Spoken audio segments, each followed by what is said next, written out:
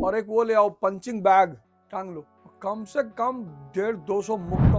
और अगर आपकी जवानी में संघर्ष नहीं है तो आप खत्म हैं। कुछ ऐसा करिए कि रुक्मणी आपके साथ भागने को तैयार रहे और भिखमंगा होकर किसी को प्रस्ताव मत दीजिए। डॉक्टर भीमराव अंबेडकर ने मनुस्मृति फाड़ दी। ये देखो मुर्दे को। रामधारी सिंह दिनकर की 4 लाइनें, जहां सोते हो उसकी सामने वाली दीवार पे टांग दो।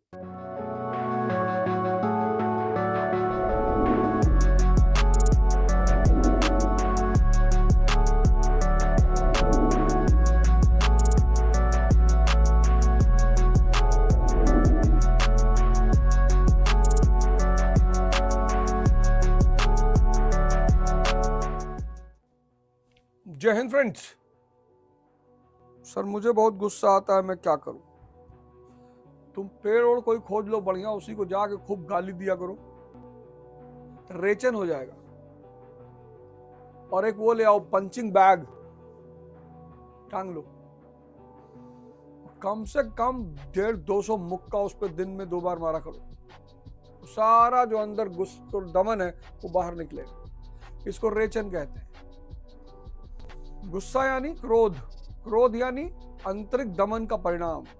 आपने बहुत सारी चीजों को अपने अंदर दबा रखा है तो आप चिड़चिड़े हो गए हैं। और क्रोध आदमी को मूर्ख बना देता है। तो ध्यान तो उसका एक ताकतवर माध्यम है ही। ध्यान के अलावा अगर पंचिंग बैग मिल जाए, कहीं ना मिले तो एक बोरे में बालू भर लो, रख लो अपने कमरे में या टांग लो अपने कमरे में और 150-200 पंच मार दिया करो सुबह शाम। तो जितनी भड़ास अंदर भरी है वो सब बाहर निकल जाएगी। नशा सिर्फ अपने उद्देश्य का किया जाना चाहिए। आपको किसी नशे की जरूरत नहीं पड़ेगी। जो बात आप अपने दुश्मन को नहीं बताना चाहते वो आप अपने दोस्त को कभी मत बताइए, क्योंकि पता नहीं कब आपका दोस्त आपका दुश्मन बन जाए। अमर सिंह मुलायम सिंह यादव, इतनी गाढ़ी दोस्ती थी, किसी को लगता था कि दोनों लोग कभी दुश्मन बनेंगे एक दूसरे के? भाई देखो, जवानी में संघर्ष है। कोई जवानी ऐसी नहीं जिसमें संघर्ष ना हो। और अगर आपकी जवानी में संघर्ष नहीं है तो आप खत्म है। भगवान राम नहीं बचे, भगवान कृष्ण नहीं बचे, कोई नहीं बचा। नियम है धरती का। इतनी शरीर में ऊर्जा है, उसको कहां लगाओगे? वैलेंटाइन में? और एक बात, आप किसी स्त्री को प्रस्ताव देते हो, वो नहीं तैयार होती है, उससे क्षमा मांगिए, आगे बढ़िए। उसके साथ कोई भी दुर्व्यवहार मत करिए। ये नीचता की निशानी है, कुत्तेपन की निशानी है। और जो प्रेम करे उससे करिए, जबरदस्ती है यार। है भाई, कोई स्त्री आपको अच्छी लगी, आपने प्रपोज किया, उसने कहा नहीं सॉरी, ठीक है, क्षमा मांग लीजिए, आगे बढ़ जाइए। कुछ ऐसा करिए जीवन में कि वो जब याद करे आपको जीवन भर कि यार एक बार गलती हो गई थी यार। कुछ ऐसा करिए कि रुक्मणी आपके साथ भागने को तैयार रहे और भिखमंगा होकर किसी को प्रस्ताव मत दीजिए। ईश्वर शक्तिशाली है, इसलिए आप उससे प्रेम करते हो। आप जानते हो ईश्वर से प्रेम नहीं करोगे आपको एग्जाम में फेल कर देगा, आपका मकान गिर जाएगा, आप बीमारी से ग्रसित हो जाओगे। ईश्वर की शक्ति का आपको अंदाजा है तो आप प्रेम करते हो। वो भी मजा लेता है जब आप उससे कहते हो कि प्रभु तन मन धन, कहता मन तुम्हारे कब्जे में नहीं है, तन जर्जर है और धन तुम्हारे पास है नहीं, दे क्या रहे हो मुझे? कुछ मांगने आए हो, क्या मांग रहे हो? भैया नौकरी लगवा दीजिए। तब उसे बड़ी हंसी आती होगी कि ये देखो मुर्दे को। आके मंदिर में खड़े होके कह रहा था तन मन धन सब अर्पित तुमको, मन इसके कब्जे में नहीं, शरीर जर्जर है, धन इसके पास है नहीं। है? किसको बेवकूफ बना रहे हो बताओ? रामधारी सिंह दिनकर की 4 लाइनें रश्मि रथी की, उनको एक कागज में लिख के और जहां सोते हो उसकी सामने वाली दीवार पे टांग दो कि राजा बनने के गुण क्या है। वसुधा का नेता कौन हुआ, भूखंड विजेता कौन हुआ। वसुधा यानी धरती, इस धरती का नेता कौन हुआ, भूखंड विजेता कौन हुआ, सिकंदर। अतुलित यश क्रेता कौन हुआ, बुद्ध। नवधर्म प्रणेता कौन हुआ, गुरु नानक देव जी। तो कौन लोग ये सब हुए। तो कवि फिर जवाब देता है कि जिसने न कभी आराम किया, विघ्नों में रहकर काम किया। अब ये दोनों लाइनें बड़ी प्यारी हैं। जिसने न कभी आराम किया, विघ्नों में रहकर काम किया। और जीवन में विघ्न जब आते, अब विघ्न का क्या रोल है जिंदगी में। अक्सर लोग इस शब्द से बहुत भागते हैं, अरे भैया जीवन में विघ्न जब आते हैं तो क्या करते हैं, पहला काम क्या करते हैं, सोते से हमें जगाते हैं, अलर्ट हो जाते हैं, तुरंत कंफर्ट जोन से तुरंत बाहर भागते हैं। जिसने न कभी आराम किया, विघ्नों में रहकर काम किया। जीवन में विघ्न जब आते हैं, सोते से हमें जगाते हैं, तो पहला काम ये करते हैं, कंफर्ट जोन से बाहर निकालते हैं। मन को मरोड़ते हैं पल पल।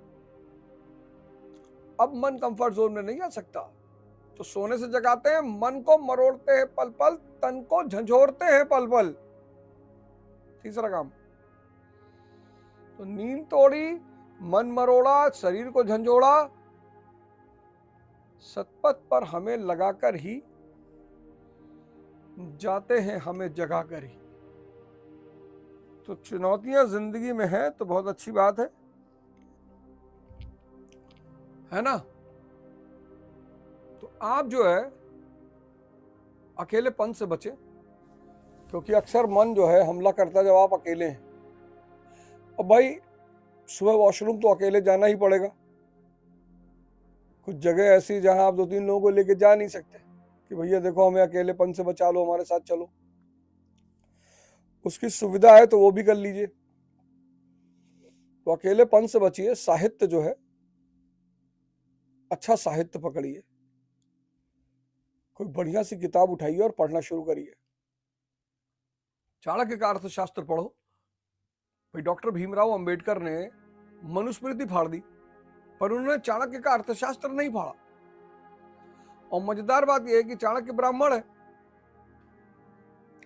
उनको फाड़ना था तो चाणक्य का अर्थशास्त्र भी फाड़ देते, लेकिन वो उन्होंने नहीं फाड़ा, क्योंकि चाणक्य का अर्थशास्त्र कहता है कि शूद्र को गुलाम नहीं बनाया जा सकता।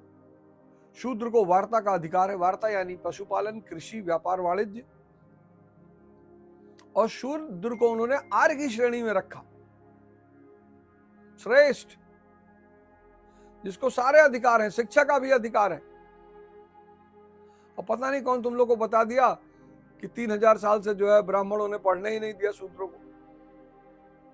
हो गया तनाव बाजार में, हो गया तनाव। हम व्यवस्था के खिलाफ लड़ते हैं। आजादी की जो हमने लड़ाई लड़ी वो हम साम्राज्यवाद के खिलाफ लड़े, अंग्रेजों के खिलाफ नहीं लड़े। हमारा झगड़ा व्यक्ति से नहीं होता, व्यवस्था से होता है। जो आजादी की लड़ाई लड़ी हमने अंग्रेजों के खिलाफ लड़ी। आज कोई अंग्रेज भारत घूमने आएगा, उसे मारोगे पटक के, क्योंकि हमारी लड़ाई अंग्रेजों के खिलाफ नहीं थी, हमारी लड़ाई थी साम्राज्यवादी व्यवस्था के खिलाफ, इंपीरियलिज्म के खिलाफ, कैपिटलिज्म के खिलाफ। हाँ? सुख किससे मिलता है? शक्ति से। भाई नपुंसकता है और अरबों रुपया आ जाए तो सुख कहां मिल पाएगा। तो सुख का जो आधार है वो शक्ति है, सफलता का जो आधार है वो शक्ति है, शांति का जो आधार है वो शक्ति है। सांसें देखते रहिए। सुख किससे मिलेगा? शक्ति से। संपत्ति का जो आधार है वो शक्ति है। अमेरिका को देखो, गया वेनेजुएला के प्रेसिडेंट को उठा लाया। यहां आप मोहल्ले में किसी आदमी को नहीं उठा सकते, अपहरण का केस लग जाएगा तुरंत। और तुम सोच रहे हो पैसे के बारे में, गर्लफ्रेंड के बारे में। है? सुख, शांति, सफलता और संपत्ति, ये चारों चीजें शक्ति का बाई प्रोडक्ट है, तो बढ़ा लो। तुम्हारा वेट है 7.5 किलो, कॉकरोच देख के कांपने लगते हो और सुख की कामना करके बैठे हो, मार खाओगे। जीवन की एक अच्छी शुरुआत करिए, कुछ ऐसा करिए कि लोग आपको प्रेम करें, आप किसी को ना करें। आप भी करें, मतलब आप पहले हाथ फैलाए हुए ना जाएं। शिक्षा शक्ति है। जिन देशों में उच्च शिक्षा है वो सब शक्तिशाली देश है, चाहे अमेरिका हो, चाहे ब्रिटेन हो, चाहे फ्रांस हो, चाहे जर्मनी हो, चाहे चीन हो। और जिन देशों में शिक्षा गायब है वो देश भिखमंगे हैं। चलिए, कल सुबह आपसे फिर मुलाकात होगी। जय हिंद, जय भारत।